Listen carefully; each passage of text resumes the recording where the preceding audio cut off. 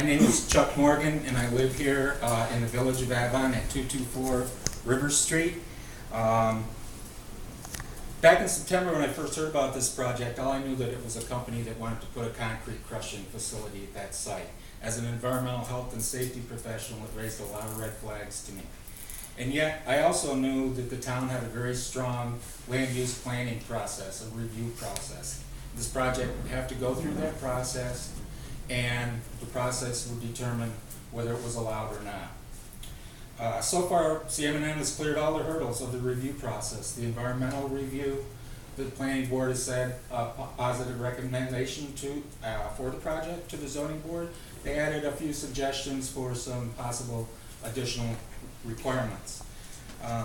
Basically, what I've heard from going to all the meetings and reading the minutes is the people that have been most adamantly opposed to this are basing it on three words: cement, raw materials, and cementitious. They claim the project is using raw materials and it's manufacturing cement, and both of which are prohibited by the town's codes.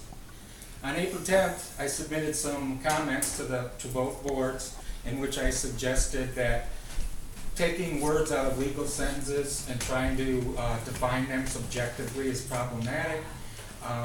And that actually in this instance, raw materials doesn't even need to be defined. It's unnecessary. It's peripheral to the intent of that sentence, because when you put those words back in, three words that immediately precede it are previously prepared materials. That's the central tenet, the central part of the code of that sentence. Those are the materials that are intended to be able to be used there, previously processed. These two documents, this one is a legal document on cement. This is just, second one is just informational on the manufacturing of cement. These two documents are proof positive that there is no cement manufacturing taking place at that facility.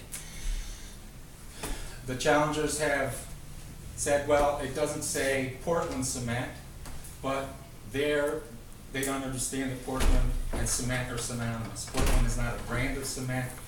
It's the name of cement as it was invented.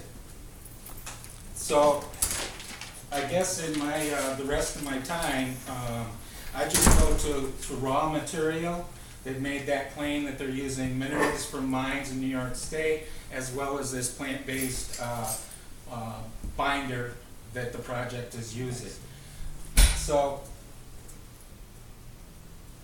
raw materials is not the issue. Are they previously prepared?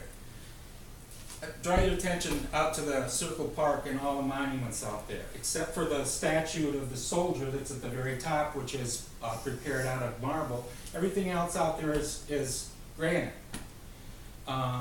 If you went out and looked closely, most of them are made of several pieces.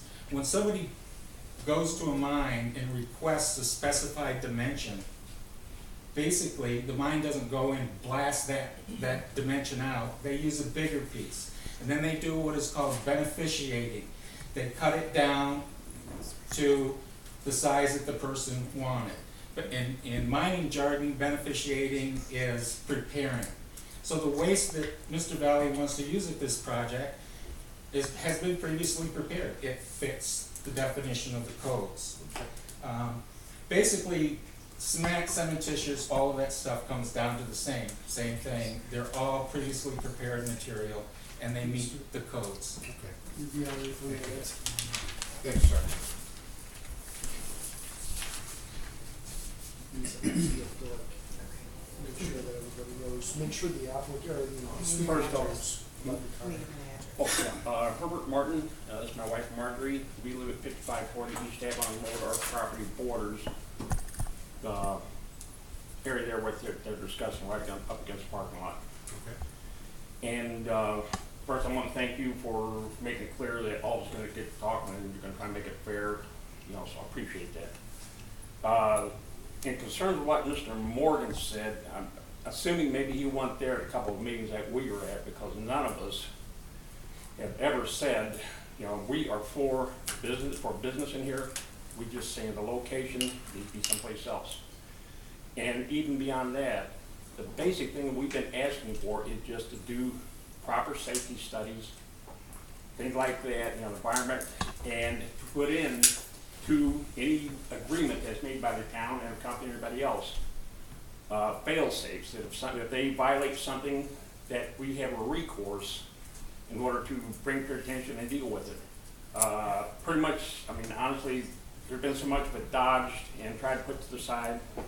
And my question, as I said before in one of the meetings, down here at the industrial park, all right, you've got a rail right there, so you can run a railhead. It's designed and zoned specifically for businesses. And yet, in the course of about 2 years, there's been so much money and effort and time put into that crumbling piece of property, kind of makes you wonder what's going on. And I'm myself, just being honest here, I'm beginning to think there's something stinky on the wood pile. And that's part of the reason why I want to know what is going on. And I'm not saying not to be allowed to do a business thing like that, because we're all for business. I'm for his business. Yeah, I want him to make money because it brings money to the coffers of the town. But on the other side, there has to be some restraints or some responsibility and a way to enact that if things aren't obeyed. So far as trucks, having worked on heavy equipment for pretty much the last 20-some years or so, garbage trucks, school buses, road trucks, pretty much everything. Those trucks, those dump trucks, they are going to destroy the road there. It's just the way it is, because they're heavy trucks. They're built for that. That's what they do. And if this is going to be shoved through, then the least the town needs to do is that corner up there, it's going to have to be expanded and built up to accommodate that much traffic, because we live there and the trucks go all up and down, especially on a Saturday. I mean, I've seen for the last 6 months, or last month and a half rather, heavy equipment running somewhere up to Caledonia. I followed it one day to see where it was going. And you know, that's our biggest concern. You know, I'm not an environmentalist. I don't believe in that crap. But I do believe in a responsible conservation. And so I'm not coming from an environmental, like, you know, I'm just saying responsible, you know, looking into this, guidelines, checking. Most of the testing that the gentleman here was talking about, I did a little research of my own, and the companies that are doing the testing, Mr. Valle and town seem to have some kind of an interest in that. So that kind of makes me wonder. We're at 3 minutes. So, okay, sorry about that, thank you. No, thank you. I know 3 minutes is tough, people. Okay. I'm sorry about that. No, you're good. Yes, sir. Anyone else? Susan Payne, 5492 East Avon Road. This project also will be in my backyard. I'm a real estate agent. I'm very concerned about losing equity in the home that we're in. The home values I can guarantee from this project going in are going to go down, not to mention the quality of life completely shot. So, and traffic. Much more traffic, much more noise. As he was saying, we enjoy our quality of life in this town, gardening after work, sitting on the back deck, looking at the stars. All of that for us is going to go away when this project goes in. Thank you.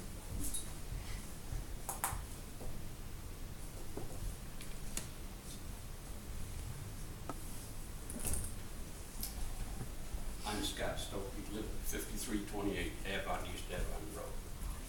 We have the property that's to the south of this project and the west. The only part that I'm objecting to is I assume that they're going to be grinding up cement in the building. And I don't see how you can help it generate a lot of noise and vibration. And I just don't think this is the right location for that type of business. Too close to too many people. That's my only, I don't live down. I mean, I'm further up the road. So, you know, that part don't bother me, but I just think it's too much noise, too close to too many people.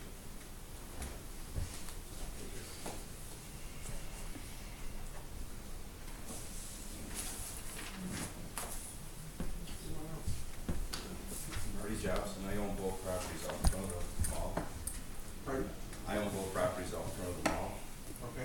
can remember 37 years ago, all the traffic that came in and out of the mall, and nobody complained then that's what the building was for. And the roads are for our New York State highway for everyone to use, so I have no problem with what they're doing out there. Thank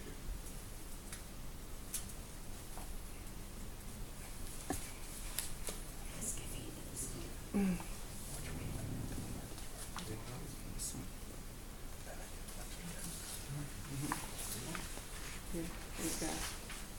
Can I go again? You may rise again.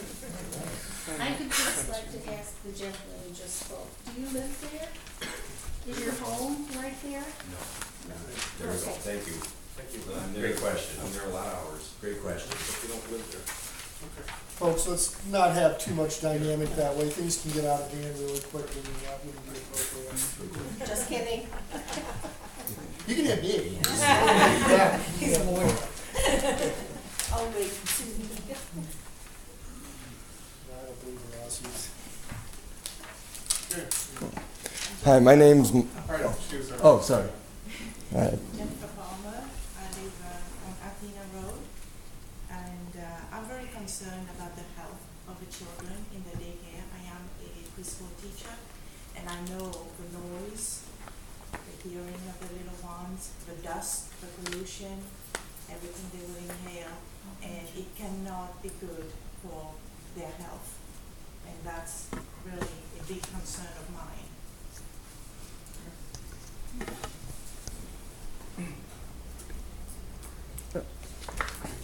My name's Michael J. Manko. I live at 1745 Athena Drive.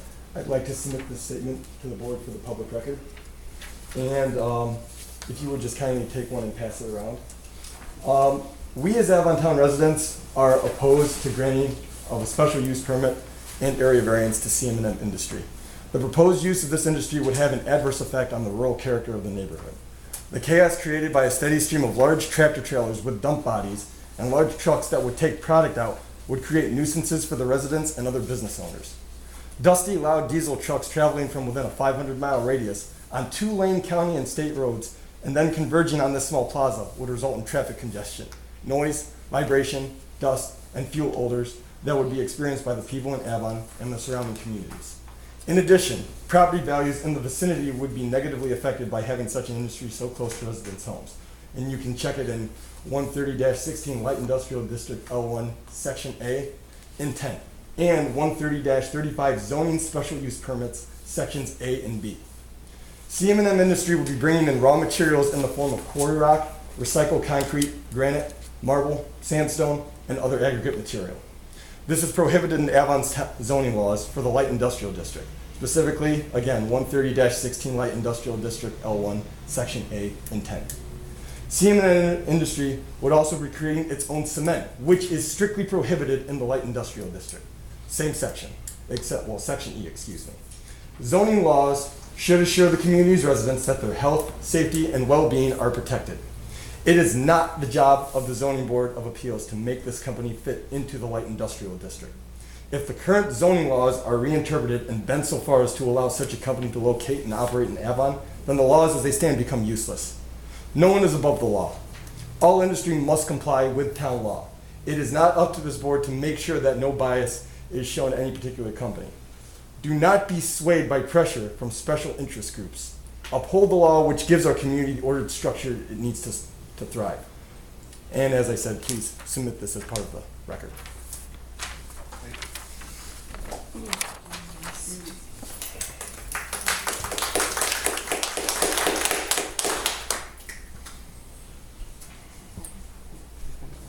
I'd just like to say, the word raw materials came up. They are not using raw materials. They're using previously prepared material. Cement is a previously prepared material. Concrete is made from cement. It's previously prepared. The list just goes on and on.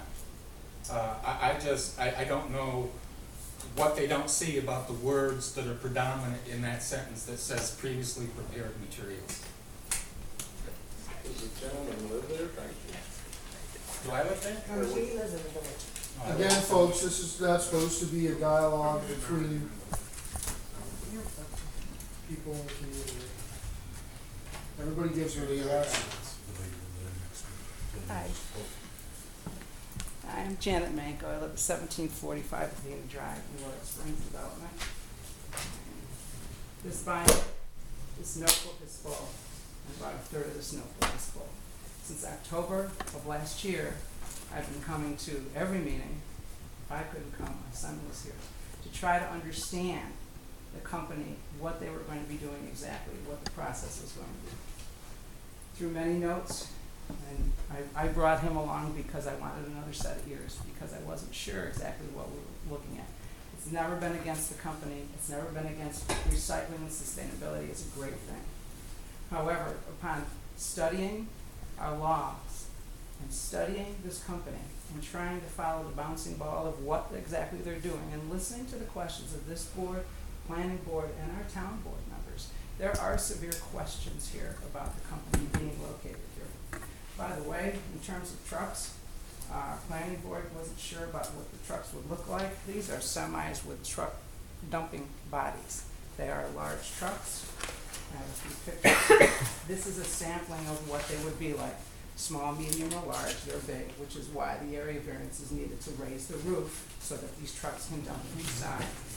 I would like to submit for the public record 118 signatures that we had from October through about January and February, from the first site application to the second, of people that were concerned and did not want it located at the plaza. I'd like to submit this for the public record. And I would like to say that this company, again, it's not against them or what they plan to do, but it has been a kind of cloaked in silence from the beginning, where we have had to dig to get information on a company that I would think would be praised for everyone, Ms. Barilla, when they came in. However, to try to get information has been difficult, to try to follow this, and we've tried to stay as objective as possible. We've tried to stay to the law, and we've looked to New York State municipal law. And a couple of our planning board members not too long ago at their meeting said, you can't get rawer than stone. So let's not, I'm an English teacher, let's not parse and use semantics of words. I was once told you can't use legal definitions, you shouldn't in law. If we don't use legal definitions in law, when the heck do we use it? And heaven help us if we surpass the law or put it aside. This is a slippery slope, and what's going to happen is we create a precedent, and that precedent will open a Pandora's box for other companies to say, well, I make an asphalt-like substance, so I can come in because you let this company in. This will create a problem, and remember, people, why people choose to live here in Avon. If I'd have known, and I asked my husband, he works out of town, if you had known this company was going to come in down the road, would we have bought, we were one of the first ones to move into the Royal Springs development, would we have bought that house and moved everything there to a community where we don't even have any relatives or friends? We moved here by choice. Would we have done it? And he said no, and I agreed with him. Just remember, community, health, safety, welfare, that's what our boards are for. Economic development is great, but it has to fit in the right zone. This is heavy industry. Board members have had questions. Livingston Planning Board Committee, they had questions about, this seems like, where's your heavy industrial code? We couldn't speak at that time. This is where it belongs.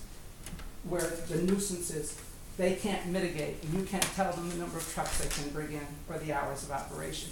It will become a town nightmare after a while in terms of containing it. I thank you for your time.